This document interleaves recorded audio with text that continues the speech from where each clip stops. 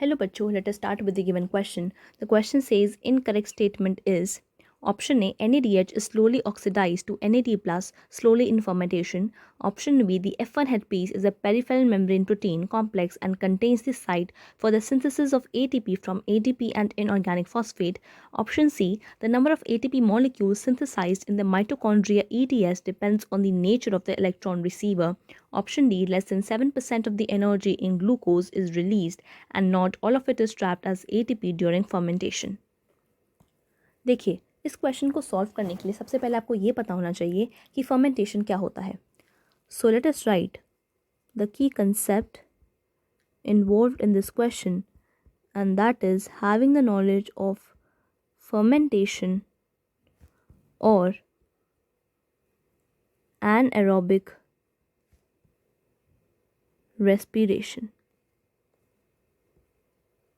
देखिए, फर्मेंटेशन का मतलब होता है फूड का ब्रेक डाउन होना in the absence of oxygen, यानी ऑक्सीजन की एब्सेंस में अगर फूड हमारा ब्रेक हो रहा है, दैट इज़ फर्मेंटेशन.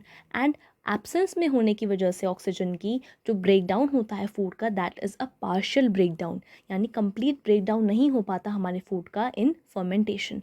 एंड कम ब्रेक डाउन होता है यानी पार्शियल ब्रेक डाउन होता है, इसकी वजह से कम एनर्जी रिलीज होती है एंड ये प्रोसेस कम एफिशिएंट होती है as compared to the aerobic respiration जो ऑक्सीजन की प्रेजेंस में होती है. So we can write that fermentation is the partial breakdown of food in absence of oxygen. And fermentation हमारी दो तरह की होती है. First is alcoholic fermentation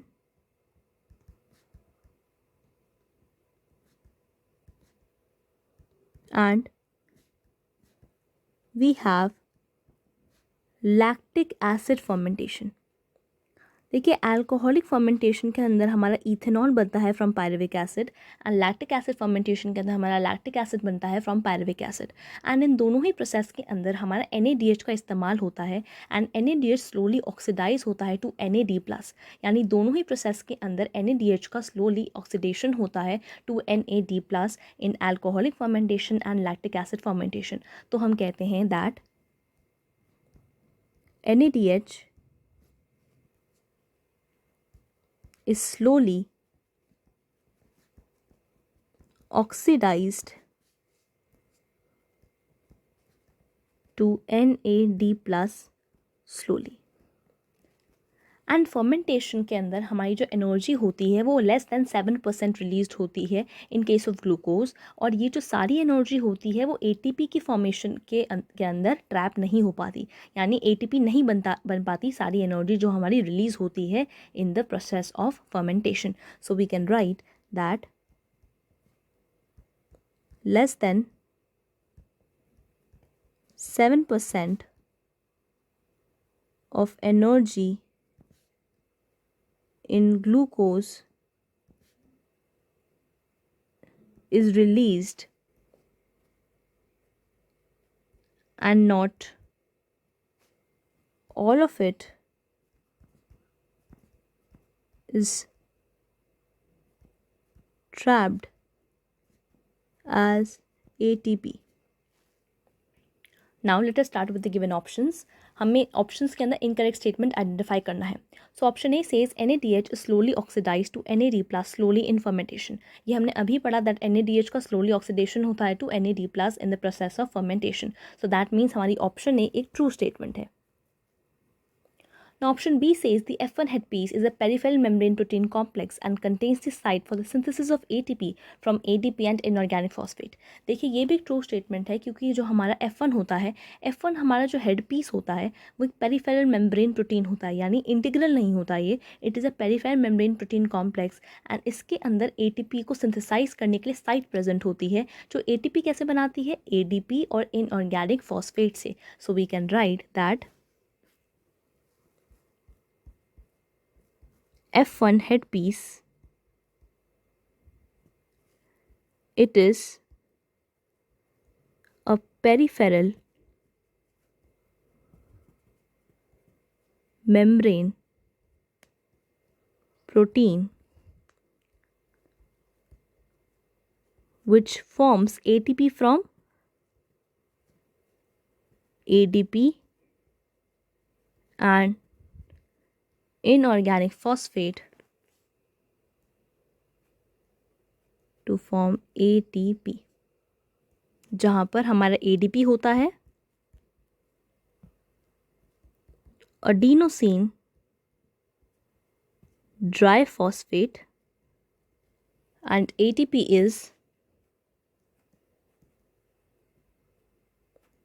adenosine triphosphate.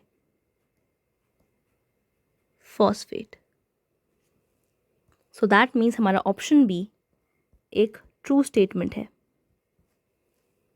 Now option C says the number of ATP molecules synthesized in mitochondria ETS depends on the nature of the electron receiver. देखिए सबसे पहले जो हमारा ETS होता है वो होता है electron transport system and electron transport system के अंदर हमारी प्रोसेस होती है ATP को फॉर्म करने की. जो हमारा ऑक्सीडेशन होता है डिफरेंट मॉलिक्यूल्स का वो डिपेंड करता है हमारे कितने ATP के मॉलिक्यूल्स उससे हमको मिलेंगे. यानी अगर हम एक FeDH2 के मॉलिक्यूल का इस्तेमाल करते हैं तो हमें 2 ATP मिलते हैं through the mitochondria ETS and अगर हम एक NADH2 का इस्तेमाल करते हैं तो हमको 3 ATP मिलती है इन द माइटोकॉन्ड्रियल ETS. क्योंकि जो number of ATP molecule synthesize होते हैं वो डिपेंड करते हैं कि हमारा इलेक्ट्रॉन डोनर का नेचर क्या है. यहाँ पे लिखा है कि डिपेंड करता है on the nature of electron receiver. That means ये एक इनकरेक्ट स्टेटमेंट हो गई क्योंकि यहाँ पे हमको क्या चाहिए था, डिपेंड करना चाहिए था on nature of electron donor. So that means हमारा ऑप्शन सी रॉन्ग स्टेटमेंट है, तो करेक्ट आंसर भी हमारा यही होगा क्योंकि हमें इनकरेक्ट स्टेटमेंट को चूज करना था. Option D says less than 7% of the energy in glucose is release and not all of it is trapped as ATP during fermentation. देखिए ये भी एक ट्रू स्टेटमेंट है जो हमने अभी पढ़ी कि लेस देन 7% एनर्जी ग्लूकोज के अंदर हमारी रिलीज होती है एंड सारी हमारी ATP की फॉर्मेशन में ट्रैप भी नहीं हो पाती फर्मेंटेशन के दौरान, जो हमने यहाँ पे लाइन लिखी है. तो दैट मीन्स हमारा ऑप्शन डी भी एक ट्रू स्टेटमेंट है. तो हमारा करेक्ट ऑप्शन होगा option C. The number of ATP molecule synthesized in the mitochondria ETS depends on the nature of the electron receiver is the required answer to the given question. Hope you understood the question well. All the best.